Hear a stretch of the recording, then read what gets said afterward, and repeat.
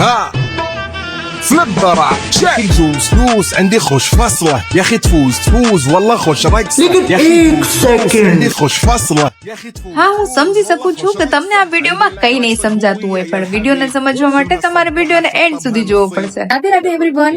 આજે અમે અમારા સ્પેશિયલ ક્લાયન્ટને રેડી કરવા જાય છીએ પ્રી વેડિંગ શૂટમાં, એ પણ વૃંદાવન. તો અમારું બધું જ પેકિંગ થઈ ગયું છે અને બસ હવે નીકળવાની જ રાહ છે. તમારું સ્વાગત છે અમારા મિની વ્લોગમાં. તો અમે કરી લીધી ભગવાનની પૂજા અને ત્યાર પછી અમે નીકળી ગયા છીએ મોરબીથી અમદાવાદ એરપોર્ટ જવા માટે.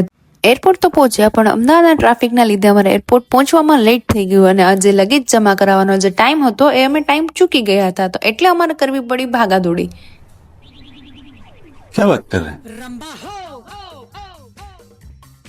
અને ઘણી બધી રિક્વેસ્ટ કર્યા પછી લોકોએ ફાઇનલી અમારો જે લગેજ હતો એ એક્સેપ્ટ કર્યો અને અમે પહોંચી ગયા અમારી ફ્લાઇટ સુધી.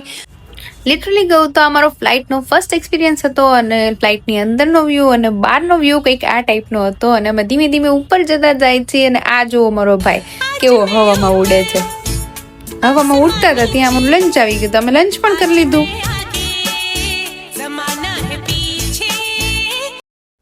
માંડ હવામાં ઉડ્યા હતા ત્યાં પછી દિલ્હીનું એરપોર્ટ આવી ગયું. પછી આપણે કારમાં બેસી ગયા. જો કેટલો બધો ડામચ્યો પડ્યો છે ને એને હું વચ્ચે શાંતિથી બેઠી છું, બરાબર. બધા સુઈ ગયા હતા અને પછી આપણે કર્યો કેમેરો ચાલુ અને પછી સ્ટુડિયોએ શું હાલચાલ ચાલે તો ચેક કરી લીધું અને ત્યાર પછી મેં થોડીક અંદર ખેંચી લીધી. ત્યાં આપણે પહોંચી ગયા વૃંદાવન અને ત્યાર પછી આપણી હોટેલે પહોંચી ગયા. જો કેવો સરસ મારો રૂમ છે.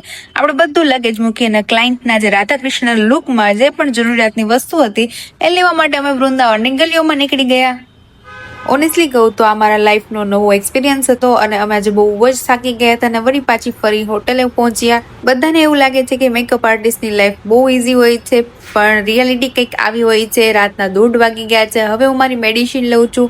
સલૂનનું, આઉટડોર ઓર્ડરનું, સ્ટાફનું બધું મેનેજમેન્ટ કરવામાં હેલ્થની ધ્યાન જરાય નથી રહેતી અને ત્યાં અમારી 2 કલાકની જ નીંદર થઈ. ત્યાં વળી પાછો અમારો અલાર્મ વાગી ગયો છે અને અમે પાછા કામે વળગી ગયા છીએ. તમારો ખૂબ ખૂબ આભાર અમારો બ્લોગ જોવા માટે. હવે આપણે નેક્સ્ટ ડેના બ્લોગમાં મળીએ ફૂલ મુશ્કેલી, મજા અને નવા એક્સપિરિયન્સ સાથે. Bye and take care guys.